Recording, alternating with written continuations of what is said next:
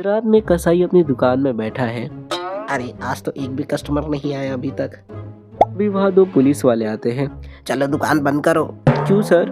Government ने नया नियम लाया है कि आज से गाय के साथ बैल काटना भी मना है।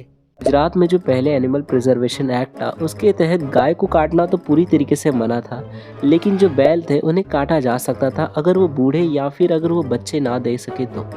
लेकिन गवर्नमेंट ने अब एक नया नियम ला दिया है कि अब बैल की कटाई के ऊपर पूरी तरीके से बैन लग जाएगा।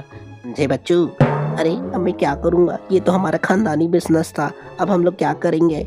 जिसके बाद जो कसाई होता है वो बाकी कसाईयों के साथ जाता है कोर्ट में गवर्नमेंट के ऊपर केस करने के लिए। साहब इन्होंने पहले नियम लगाया था कि हम सिर्फ गाय नहीं काट सकते लेकिन बैल काट सकते थे, जो कि पुराने और बूढ़े हो जाते हैं, जो अब किसी काम के नहीं हैं।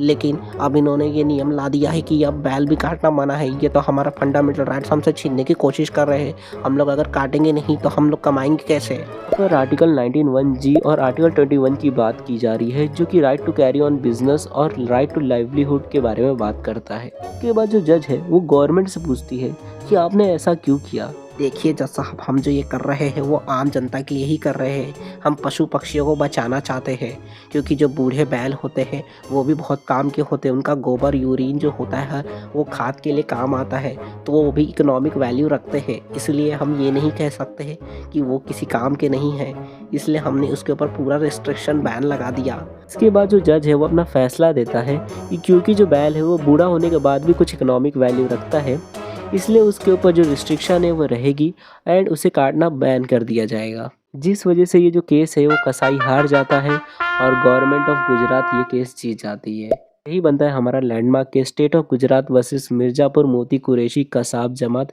जिसके अंदर हमें कॉन्स्टिट्यूशन के 3 आर्टिकल्स के बारे में पता चलते हैं। आर्टिकल 19, आर्टिकल 21 और आर्टिकल 48, जो कि डायरेक्टिव प्रिंसिपल्स के बारे में बात करता है। वैसे महाराष्ट्र में बैल काटना मना है कि नहीं, कमेंट सेक्शन में ज़रूर बताना। देखते हैं कितने लोग को पता है।